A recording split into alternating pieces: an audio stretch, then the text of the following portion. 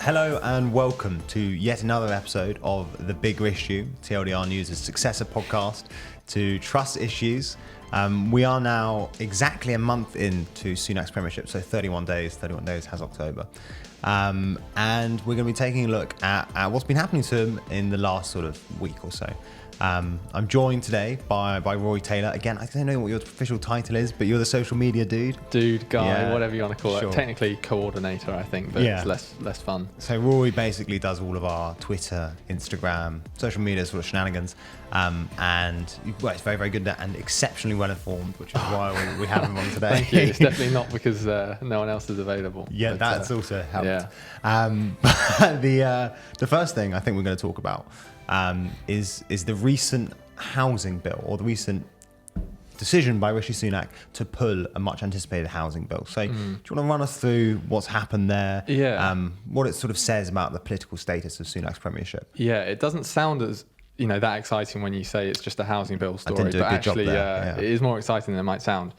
There was due to be a vote at the start of next week in Parliament on the levelling up housing bill, which is a Michael Gove brainchild. Rishi Sunak has now pulled that vote. They're going to, they've kind of kicked it down the road. They'll do it in the future. And he's done that in the face of a potential rebellion amongst Tory backbenchers over things like housing targets and also onshore wind. So, like you said, we're a month in now, and this is probably Sunak's first real legislative challenge, first possible rebellion. So it kind of shows that, he had a pretty good first month in terms of authority when you compare it to like Liz Truss. But now we're at the point where actually he is starting to have to, pull the party together and try and get votes through Parliament, and he seems to be struggling on this one. There are two things that I find especially depressing about this story.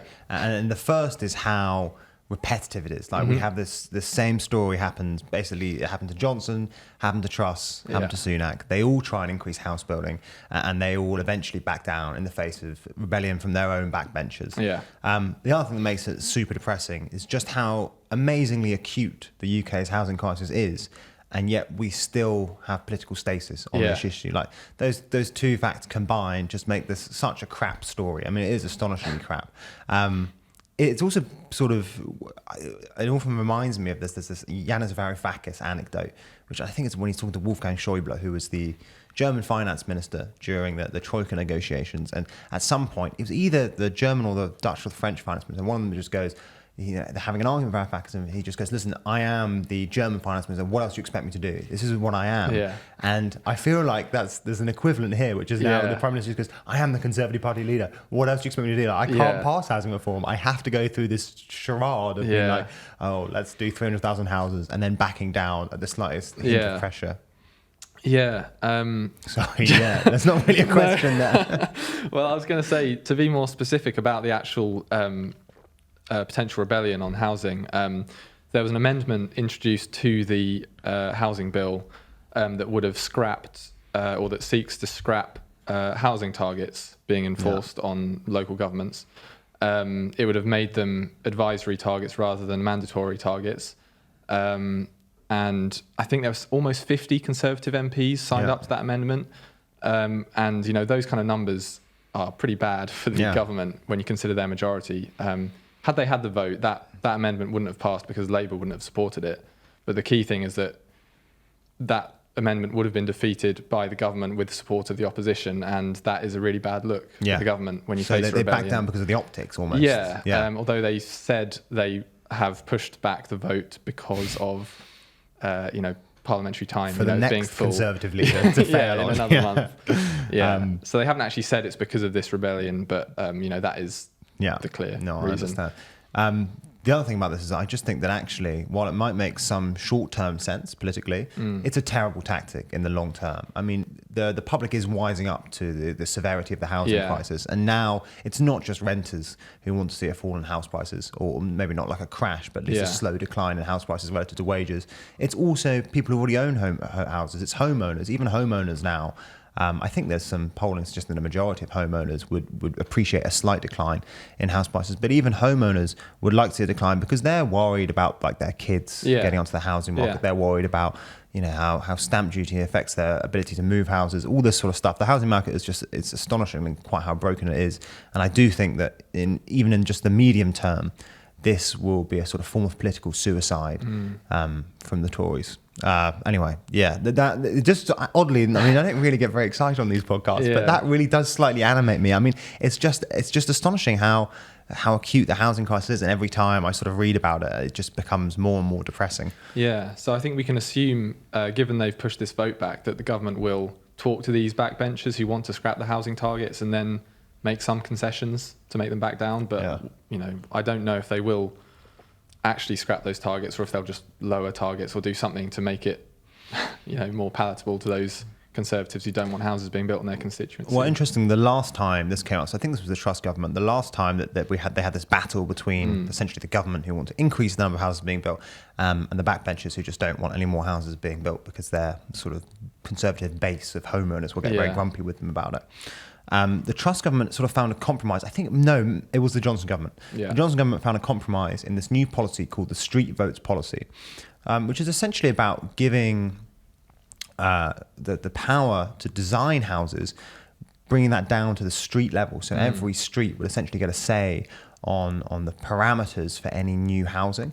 And it's a great idea in theory because obviously if you get that local consent, you'll also get that local knowledge. So local people will know what will suit their house, their street best. Yeah. So you'll get a combination of local consent and also well-informed and sort of in keeping new housing. But so far they haven't really made much headway on that. I think Sunak's probably the most politically possible option for him would probably be to sort of push ahead with that and see how much progress they can get on that front. Yeah, and his housing secretary is Michael Gove, who was Boris Johnson's housing secretary, so you can assume there's that continuity there. That's a good point. We sound very well informed at this point. That is rare. Wow. I can name some more names as well if you like. No, stop it. There's too much. Okay, so I think we've covered housing. It's a miserable topic. Yeah. This is sort of Groundhog Day of Conservative prime ministers backing down the second their backbenchers get grumpy. On to the second topic of today's Big Rishi. Well, we could do a Groundhog Day on onshore wind if you like as well, because there's the amendment on that. Let's do a Groundhog Day on onshore wind then. Yeah.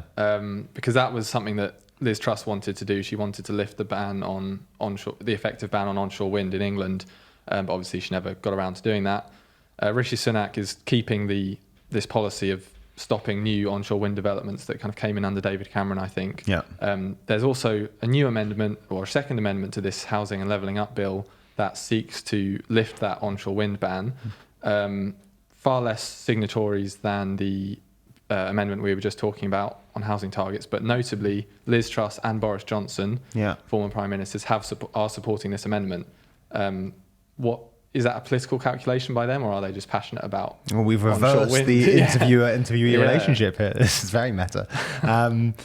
I think that the political dynamics. So I think there must be a political element to it. Yeah. I'm sure that both Boris Johnson and Truss, especially Johnson, are at least conscious of the political impact it will have on Sunak's premiership and his ability to command unity in the party. But I do think that actually it's probably motivated by genuinely a good faith interest in renewable energy and growth in the UK. I mean, like it's the political dynamics again basically mirror the housing amendment dynamics, in that it's the sort of thing that really any sensible government would be going ahead with. I mean, there's apart from the optics and the aesthetics, there's no reason to ban or effectively ban onshore wind. Onshore wind is in terms of net operating costs one of the cheapest forms of electricity available, and we are quite a windy island.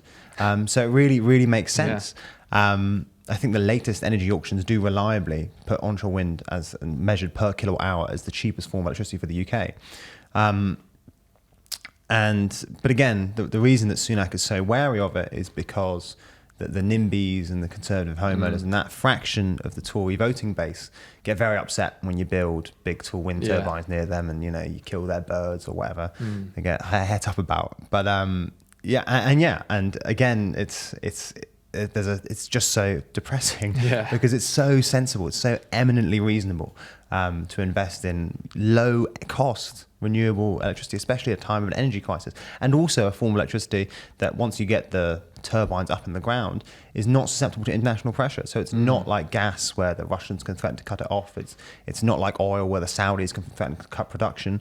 This does in some sense improve, or at least guarantee, or at least improve our energy security and our energy independence. Yeah. But obviously, because some people don't like big fans in their backyard, the Tories are backing down on it. Sorry, I'm feeling a bit whingy at the moment. Yeah. I don't know. This sort of stuff, I don't know. This sort of stuff is just, I think it's quite black and white. I think there is a right and a wrong here, and the right thing to do is invest in onshore wind. But anyway, sorry. Yeah, that's all right. A real no, rant. I think it's fair, yeah.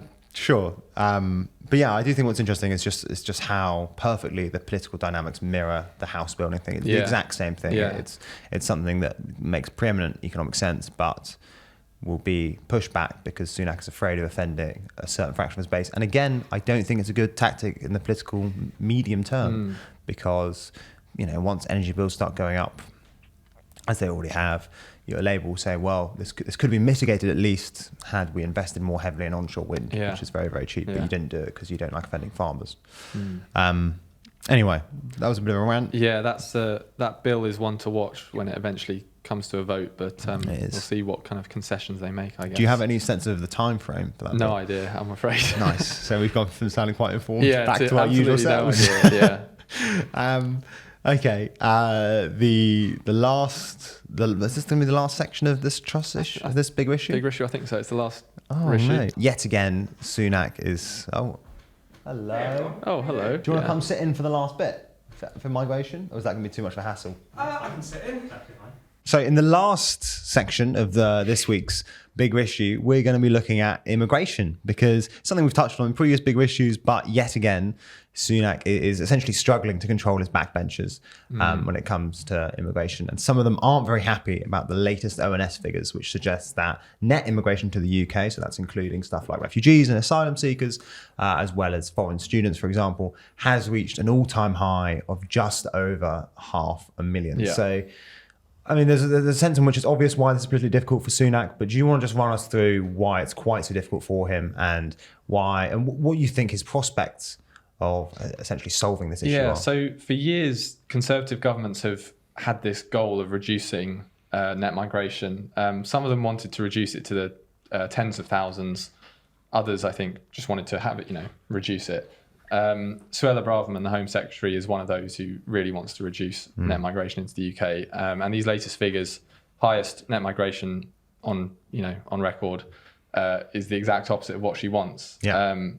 So for the government, there's only after 12 years of Conservative government, when you get to an all-time high of net migration, you can't really say, the system's not working, we need to fix it when you have been in charge for 12 years.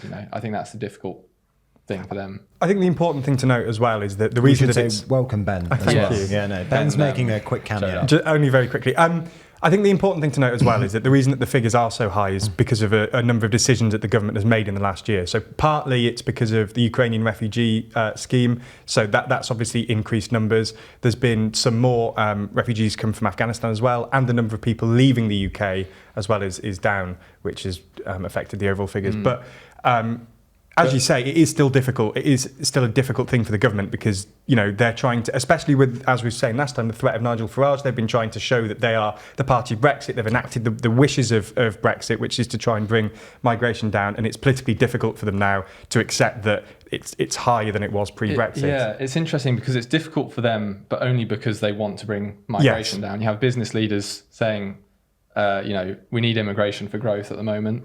There's lots of industries with severe job shortages or worker shortages.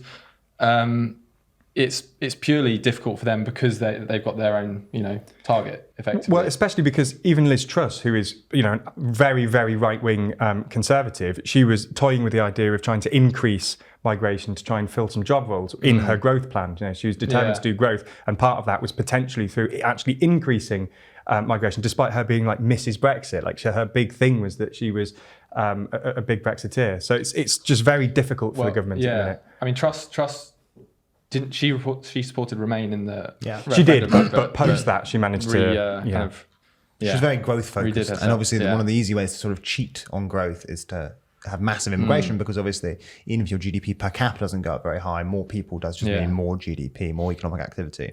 So I was going to say, you were suggesting that some part of it is to do with conscious decisions made by the government. So policy decisions like to, expand the Ukrainian refugee scheme, taking some more Afghans as well. People from Hong Kong as well. Oh, Hong Kong, that was the other one. The third one. Yeah, I did mean to. But it is also a symptom of the inefficacy of government policy in other areas. So, for example, they still haven't, I don't really know what it means to get a handle on it, but they still haven't really got a handle on the small boats crisis. So the number of small boats crossing is still increasing. I think we're above 40,000 for this year, which is about double what it was last year. Obviously, there's a new deal between the UK and France. It was signed, last week, 2 weeks ago? Yeah. Something like that. How much of a political threat do you think this is to the Tories? So obviously we talked about Farage. The small boats specifically. The small boats specifically at the moment.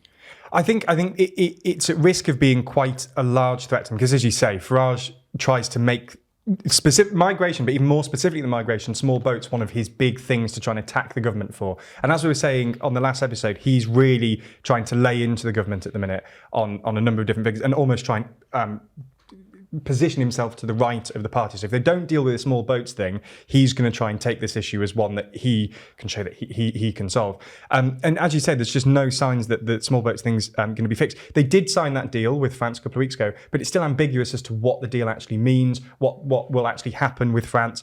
There's been reports of, obviously, the tragic incident last year of about 30 migrants drowning, which was awful. There were reports yesterday or a couple of days ago that France was basically uninterested in helping them. There was very little cooperation between the French and the British. The French had a lot of information they didn't give the British. So there's not much cooperation between France and Britain. So even if they do start working together a little bit more, they're starting from a very low baseline of the amount that they cooperate on issues like this. So I think it's very difficult for the government to fix this, and I think it is just quite a dangerous thing. A really kind of eye-opening moment in one of the select committee hearings this week with Suella Braverman, the Home Secretary, and it kind of showed that the government's approach to the small boat crossings is, how do we make it harder for them to cross the channel rather than, looking at the reasons why people want to cross the channel. So a Tory MP on that committee asked Suella Braverman, he said, if I was hypothetically a man from an African country who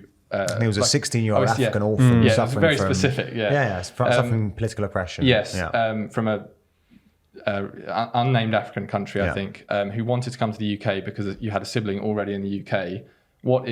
He asked her, what is the safe and legal route for that teenager to do that?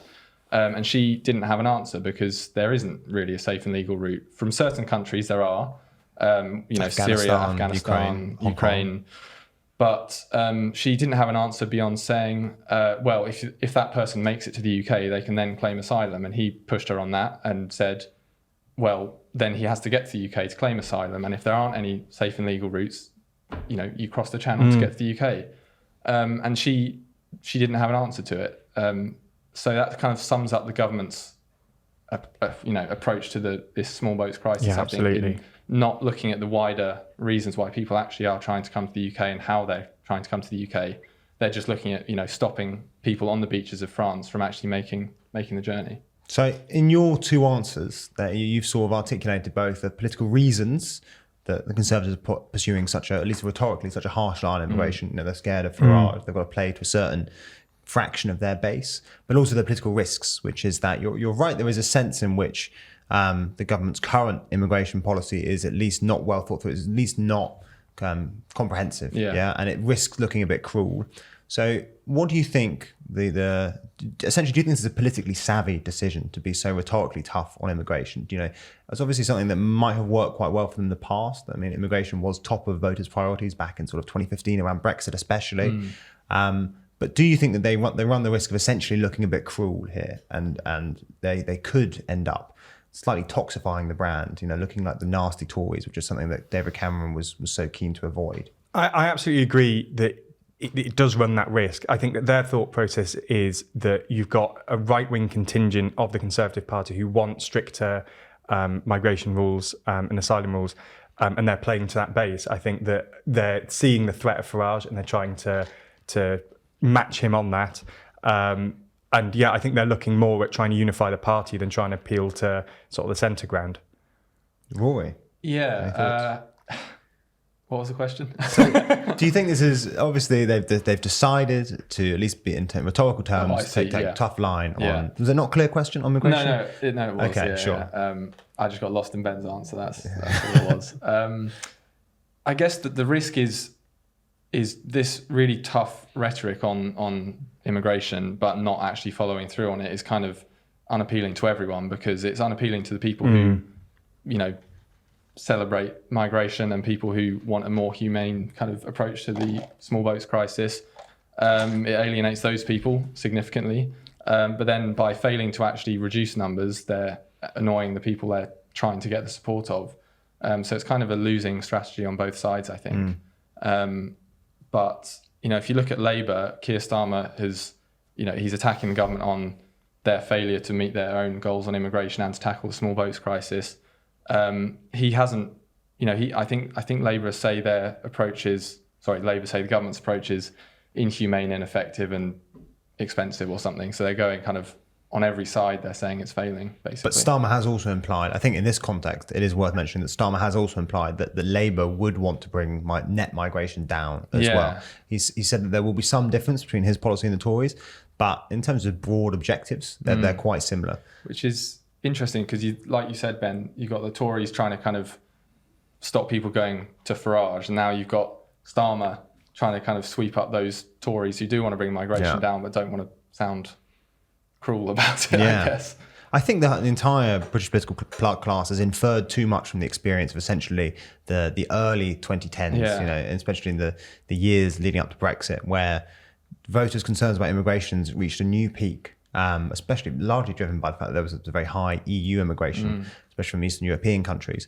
And that sort of peak coincided with the Brexit vote. But since then, people are less concerned with immigration. And actually, voters' attitudes to immigration have improved. There are more people who are open to immigration. And while it's probably still true to say that a majority of Brits, or at least a plurality, want strict controls on immigration, I think what the political parties are missing is that at the moment swing voters are generally a lot more open to immigration. I also think the other interesting thing is just that particular experience in the early 2010s is really idiosyncratic for various reasons. I mean, like that particular spike in immigration, well, no one really knows the total causal explanation for it.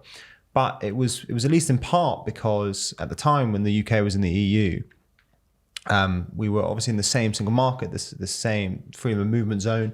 You can go if you want, by the way. No, I'll go in a second. But we had two separate monetary systems. And then in response to what was a slight hike in oil prices, the ECB decided to raise rates. And that just slowed down the European economy. But the Bank of England decided to keep rates the same. So that meant that essentially the UK became this sort of driver of growth in Europe, and it attracted a whole load of European migration. But that was a very, very specific circumstance. And obviously we don't have freedom of movement anymore, so there aren't those sort of pressures on the labour market. And also the Bank of England and the ECB are much more in lockstep than they once were. So I just think that both Labour and the Conservatives have over-inferred from what was a very specific situation in the early 2010s. The very last thing we're going to talk about is that there have been reports in today's papers that one of the ways that the government is going to try and bring down this apparently politically embarrassing net immigration figure is by banning foreign students into UK universities. So anyone want to have a hot take? I'm going to get going. Okay, Ben's going to get going. You can have a hot take, I'm sure. Sure. Cool. Sorry, I'll slow past. Yeah. Cut this bit. So the reason why foreign students are, being seen as a possible plan by the government, or like saying cracking down on foreign students is ridiculous, actually, isn't it? It's reducing the numbers of foreign students. The reason why the government might be thinking about that is because the ONS said with these latest migration figures, one of the drivers was international students coming to the UK after a relative period of lower immigration because of the pandemic. So we've got more foreign students coming in now than in the last few years. So by saying we'll take less foreign students, they can get that number down. Yeah. I think in the papers they said, it wouldn't be a total ban. It would be something like only allowing foreign students coming in to study certain degrees, probably STEM and medicine and those types of things. But Yeah, we should say this is reports in papers rather than official government policy, but sure, worth talking about. But let's treat it as if it were official government policy, just so we can have a go at the government. I think whatever you think these sort of intrinsic merits of this policy are, it's worth mentioning the economic context in which it occurs. And by that, what I'm referring to is the fact that many UK universities rely very, very heavily on foreign student fees to fund them. And also many UK universities are quite heavily over-leveraged. They have got quite a lot of debt. And you see this every time the government considers changing the tuition fee system, because the universities get really het up and they say, basically, we can't afford this. We are already sort of financially we're already struggling and we can't afford reforms to the tuition fee system. So, for example, UCL, again, I should say, in the interest of transparency, I am just reading this off a table. I don't actually know these figures off the top of my head. I'm doing the sort of Rory Stewart equivalent. UCL earns basically 3 times as much from non-EU fees as it does from UK fees. So that's rest of the world. That's sort of all foreign students combined. And a lot of other very prestigious universities receive a majority of their funding, or at least a majority of their fee funding from international students. For example, that includes Edinburgh, King's, Imperial, it even includes Oxford and Cambridge. So all of those places receive more of their funding from international students than they do from UK students. And so even if you think this policy is sort of sensible insofar as you think that maybe we should be prioritizing domestic students, or maybe you worry about the sort of distortionary effects on the labour market of international students, in the context, just taking account of the fact that lots of universities, especially prestigious ones, are over-leveraged and very, very dependent on foreign student fees, it would be a very chaotic policy to implement. It would cripple those universities. It would cripple those universities, yeah. And that's one of the few things that the UK still does well. God, it sounds miserable to say, but it is one of the few things the UK still does well. So probably not the most sensible policy, especially not in the long term if you're worried about growth. Yeah, there was a few years ago, I remember there was talks about whether the government should include or not include foreign students in their migration figures. And some people wanted to just take out foreign students from those figures because, well, they're kind of a separate group from people who move here long term. Is it plausible? I'm asking you this. I don't know if you know the answer, but is it plausible if the government wanted to bring net migration down, they could just not include foreign students in the migration figures? I have absolutely no idea, but I'm going to go with a very confident yes. I feel like that's a good policy. If Rishi Sunak, if you're listening, do that. That makes more sense. Yeah. I wanted to read something from the Oxford Migration Observatory, if that's okay. Just it's quite feels like a quote prayer at the end. So this is Oxford University's Migration Observatory. They said, these unusually high levels of net migration result from a unique set of circumstances following the war in Ukraine and the recovery from the COVID-19 crisis. We cannot assume that they represent a new normal, and it would be rash to take major policy decisions based only on these numbers. So when you consider that and then look at the papers today and see we're going to ban foreign students to bring down migration figures, it kind of seems like you're reminded of how disappointingly reactionary UK politics is. I sort of agree with that. I do think there's also a sense there in which, at least in the sort of in the medium term, in 5-10 years, most serious analysts predict that climate change will lead to a massive spike in intracontinental migration. And sure, while this might be a one-off this decade, maybe let's say, it is the UK does essentially have to get its migration system in order if it wants to be able to cope with the increased numbers of migration that most people think will result as a consequence of climate change. Yet another gloomy note to end on. Do you want to go anything more you want to say? Anything positive? Should we try and find something positive? I've got nothing positive. No, there must be something positive. Quite depressingly, we were trying to think of something positive, but nothing that didn't feel trite came to mind. So we are just going to say goodbye. Thank you very much for listening to this episode. No. Keep it all in. No, don't you dare keep it in. Thank you very much for listening to this episode of The Big Rissue. It was hosted by me, Zach Michaelis, TLDR's editor-in-chief, and I was joined by Rory Taylor, our social media contributor, and very briefly, Ben Blissett, who is TLDR UK's lead writer. The podcast was produced by Jan Adamich over in the corner. Thank you very much, Jan. And I think that is everyone who deserves credit, isn't it? Someone will edit it, but We don't know who. Maybe edited by Scarlett Watchhorn. So, well, thank you to everyone. There we go. Great episode. Nice. Yeah.